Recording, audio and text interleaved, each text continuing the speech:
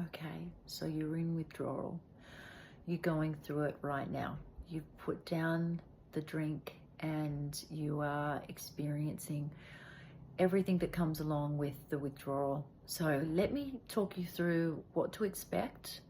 So you just know that, this is a natural stage, what you're going through, and that it is going to end, and there is an end in sight. And also this is something you're probably not going to want to repeat. So if you've put down a drink after about 10 hours, now obviously it's going to depend on how much you were drinking and how long you were drinking for as to how severe this is.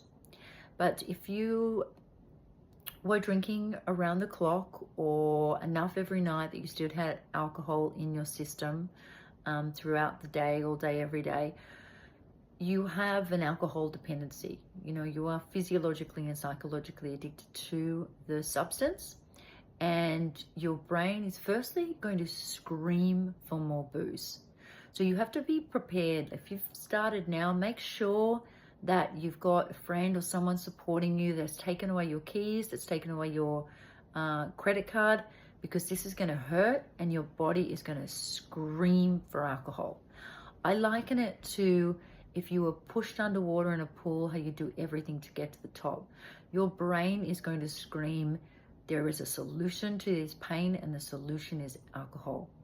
So you need to ensure that you just don't have access to alcohol, and you've got people to support you in doing that. Now, hopefully you've watched the video before. If anybody is in active withdrawals now and experiencing any of these symptoms, then there's a point where you're going to need to go to the hospital. So what's going to happen firstly is DTs. You're going to start shaking.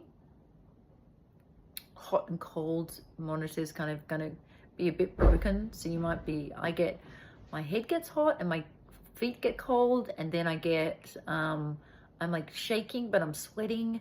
And it's like I can't kind of get cold or get hot, and it's incredibly uncomfortable. That ends after about a day and a half, by the way. So the hot and cold thing. The DTs just get less over a period of about 7 days. But if you are being treated, so you're having some type of benzo, then that could just, basically that can almost take them away.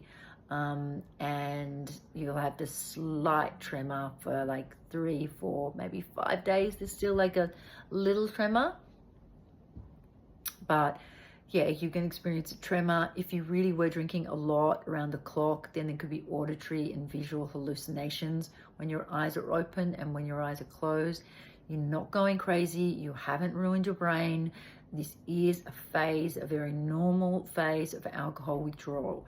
Your brain, in trying to find homeostasis, it's been so completely out of whack with the GABA and the glutamine, it's kind of kicking back on you. But rest assured that this is a very normal part of the detox process, and you're going to get through this. You're going to be okay. Within a few days, you're going to feel worlds better. And yeah, on the other side of recovery, on the other side of this, is a life without lies, without shame, without deception, without the endless guilt and self-hatred and all the things, all the psychological and emotional things that go along with addiction. So you are doing a wonderful thing for yourself right now, even though it hurts.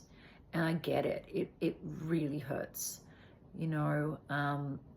So if you're in it right now, I feel for you. I'm sending you lots of love. Make sure you've got the ibuprofen there.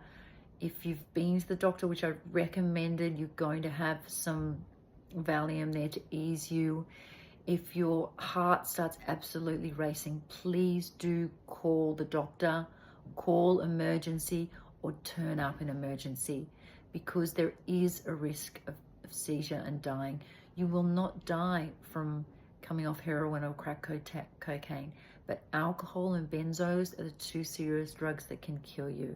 So if you are hot, cold, hallucinating, then I really recommend that you get to the hospital, be really honest with you.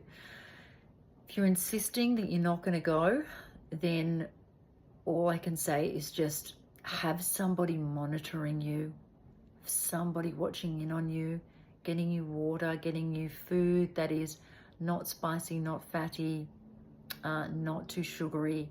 Keep up the liquids as much as you can. You need vitamin B supplements and lots of water because your brain gets dehydrated. So vitamin B supplements as much as you can. Ideally, you go to the doctor and get an injection of vitamin B. This is what's going to stop, if you're worried about brain damage, this is what's going to stop it, is getting the B and getting it injected, because brain damage and wet brain that comes from alcohol use disorder and, you know, drinking like an alcoholic, that actually comes from a dehydration of the brain. So water, water, water. Get a drip if you're somewhere where you can get a drip to the home, or be in hospital and have a drip, and get that vitamin B into you as much as you can. In coming days, just water, vitamin B, and just remember that this too will pass.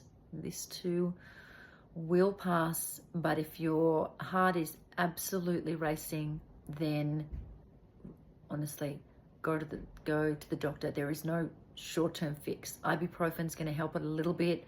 Hopefully you've been to the doctor already, so you've got some benzo Valium, but my recommendation to you is, if these are all mild, just know to expect that this is all going to ease in a day or two. Not being able to sleep is kind of part of the process as well. But if these are all mild symptoms, you're not scared for your health, know that the extremity of this will be over in 2 to 3 days. You will then have, your dopamine's going to be a bit lower for up to 6 months. But I'm going to watch another video to say the early days in terms of post-acute withdrawal. So that's after 10 days to 6 months. What you need to do to ensure that you don't suffer from poor symptoms, and also you can get happily and healthily on the road to recovery and feeling amazing.